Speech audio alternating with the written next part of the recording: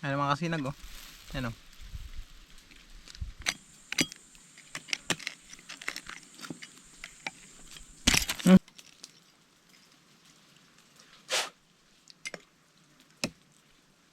Ayan oh.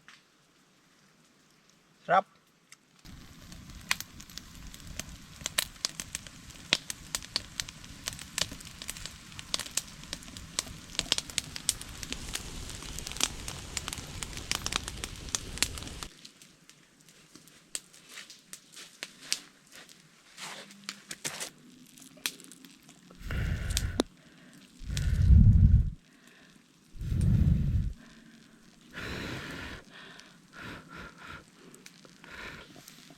Mga kasinag, nagtiktik palan kami. Ayan oh.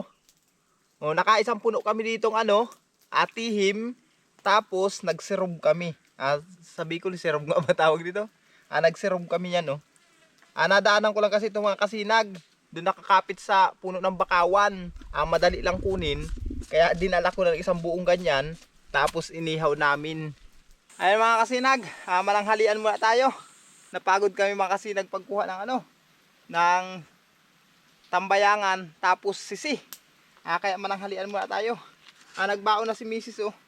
Adobong ito, manok. Kinatay ko kayong tandang na manok sa bahay. Lord, thank you po sa araw-araw na blessing na pagkakalubos sa amin. Thank you sa biyayang ito. Makasi nagkain tayo. Ito ang ulam namin oh. Ha? Bye-bye ang kamot ko. Bye-bye ang ano mo? Ay. Mananghalian tayo dito sa gilid ng baybayon.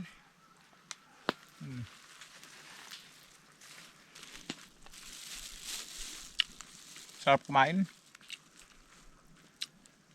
Nakaka-relax mga kasinag. Kahit pagod na pagod sa pagtik-tik, pagkuha ng mga shell. Sulit naman.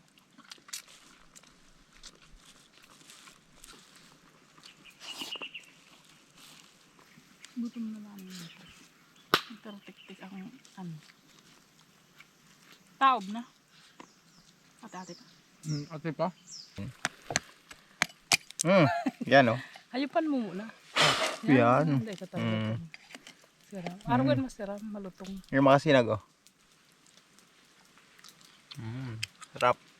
Panalo. Kayo mga kasinag, gawaan nyo rin ba ito? Ito pa oh.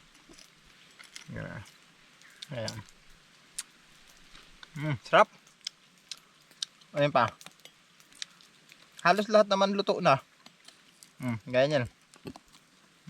Ang dami nito. Kanina mga kasinag, doon kami nagtitik-tik sa dagat. Ngayon, andito na kami sa gilid ng dagat. Madami itong mga kasinag. Hindi biro.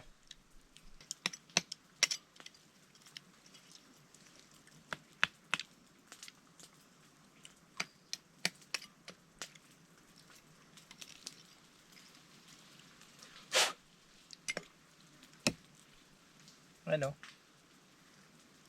Sarap. Lutong na. Ginutong mo eh.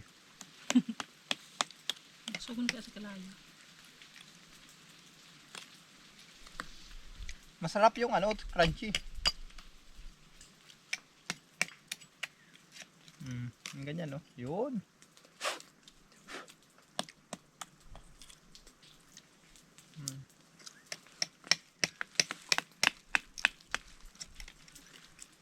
Labang.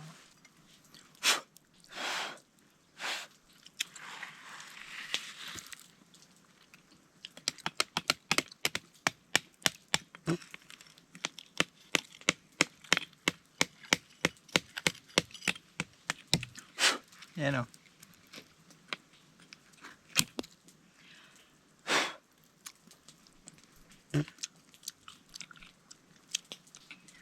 Ang sarap. Fresh na fresh. Yan. Ano mga kasinag oh. Yan o.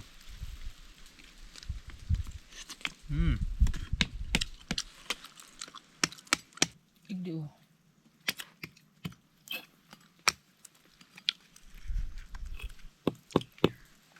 Ganito sana yung masarap mga kasinag, oh. Crunchy siya. Ayan.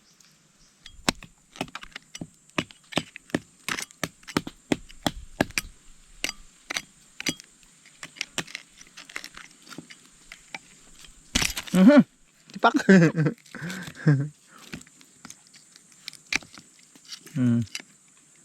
Yan, oh. Yun.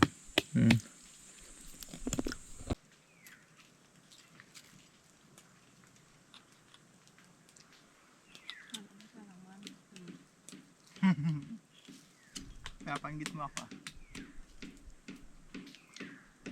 Ayan mga kasinag, uuwi na tayo.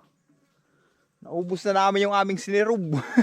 Hanggang dito lang muna. Sa mga susunod naman mga kasinag. Bye-bye.